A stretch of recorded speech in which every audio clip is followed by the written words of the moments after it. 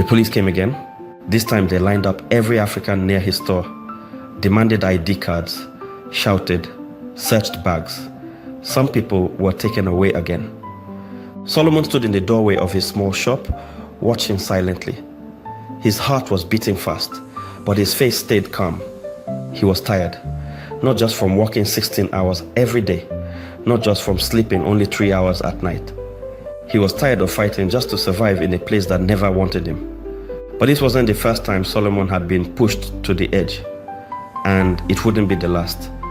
Agyin Solomon was born in Ghana. He dropped out of secondary school. He didn't have many options. So, like many young men with dreams, he left for Nigeria.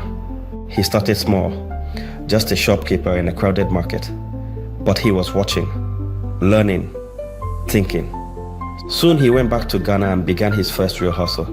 He bought auto spare parts and electrical materials from Nigeria and sold them in Ghana. Then he bought vinyl plywood and other goods in Ghana to sell in Nigeria, back and forth across borders, always carrying hope and risk in the same bag.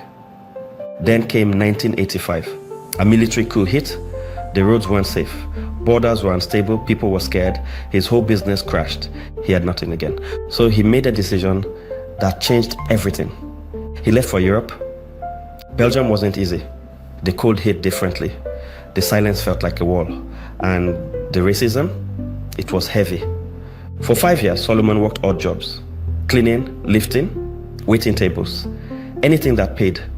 He sent money home, saved every little coin.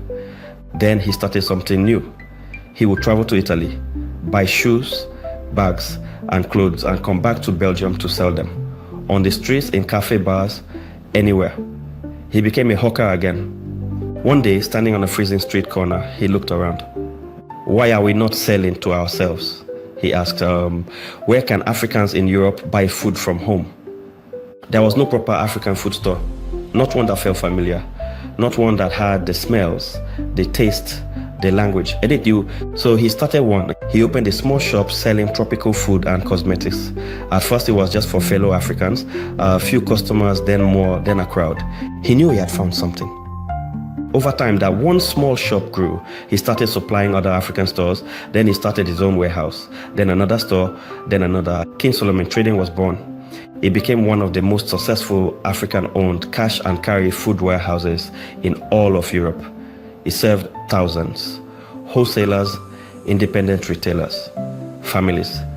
It became a lifeline for the African community in Belgium and beyond. But the road wasn't smooth. Every time Solomon took a step forward, the system tried to push him 2 steps back. There were more police raids. They parked near his store, waiting to harass his customers. Sometimes they arrested people. Sometimes they just stood there to scare them away. Solomon was angry, but more than that, he was brave. He protested to the mayor. He spoke to the police chief. He wrote to the commissioner of police. He was even arrested and put in jail. His story appeared on TV in Belgium and the Netherlands. But eventually they listened. They left him alone because he paid his taxes, because he stood his ground, because he didn't give up. Running a business in Europe wasn't just about selling food. It meant fighting for respect. It meant learning the hard way. Sometimes he imported the wrong food items, things that didn't meet Europe's food safety standards. Inspectors fined him, confiscated goods. He lost money, but he learned quickly. He became sharper, more careful, more professional. He said, a small mistake can cost you a lot. So he built a system, a solid one that didn't break. Solomon's business grew. His clients were mostly Africans, but also Asians, Europeans, anyone who wanted good food. But the biggest sacrifice, family. Solomon and his wife worked 16 hours a day. Their kids spent more time with the nanny than with them. It hurt. He missed birthdays, missed dinners, missed bedtimes, but he kept pushing. Today, 3 of his 6 children are in university. Some are studying accounting and economics to avoid the mistakes he made with bad accountants who almost ruined him. When asked how many hours he worked, Solomon just smiled. At the beginning, I slept only 3 or 4 hours a night. Now I sleep more, but I still work 14 or 15 hours a day. He says he doesn't feel tired, Not when he walks into one of his stores and sees shelves full of African food. Not when an old customer comes in smiling. Not when young Africans call him boss with respect. He didn't have papers when he started, but he had vision and hunger. He didn't have a degree, but he had discipline. He didn't speak the language, but he learned the hustle. Solomon's biggest fear, accountants. He said they almost destroyed what he built. They worked for the government, not for him. So he took steps, made his children learn finance, prepared for the future. Because this business isn't just for him, it's for his family, his community, his continent. He believes in honesty, in humility, in hard work. His personal rule: never look down on anyone, never act superior. He's jovial, friendly, but focused. In Ghana, he now owns a top division football team. That's his joy, football. Years ago, he played for NEPA in Nigeria. Today, he's building something greater than he ever imagined. When asked if he sees himself working like this in 10 years, he laughed. At my age, I doubt it. But I want the business to be strong enough for my children to carry on.